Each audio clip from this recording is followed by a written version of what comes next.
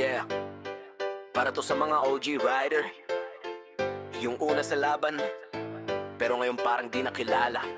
Listen up! Noong una kami yung tumaya, wala pang malaking free top pa, pero sumugal pa rin sa biyahe, diba? Wala pang free uniform, walang kilala sa taas, pero kami yung nagbasikat, kami yung nagbuhat ng brand. Araw-gabi kahit walang pasahero, basta may tatak sa likod, MC taxi represento. Ngayon puro bago, puro promo, puro gimmick, pero yung OG parang wala ng credit.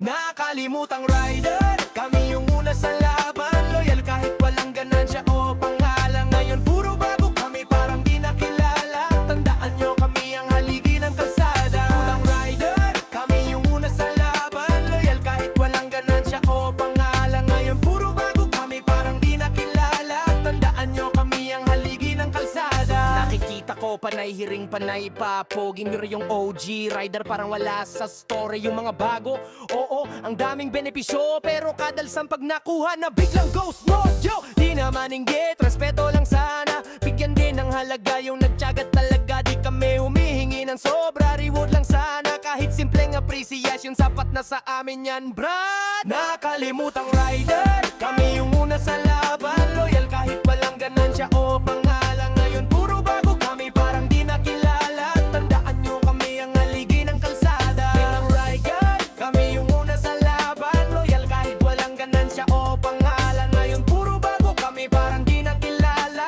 Tandaan nyo, kami ang haligi ng kalsada.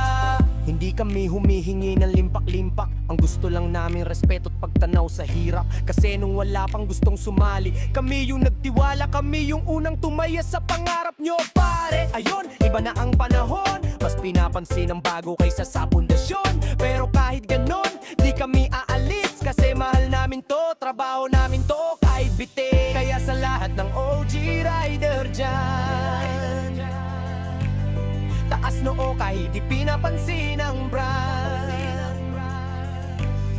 Alam ng kalsada kung sino ang totoo, yung tumakbo kahit walang promo.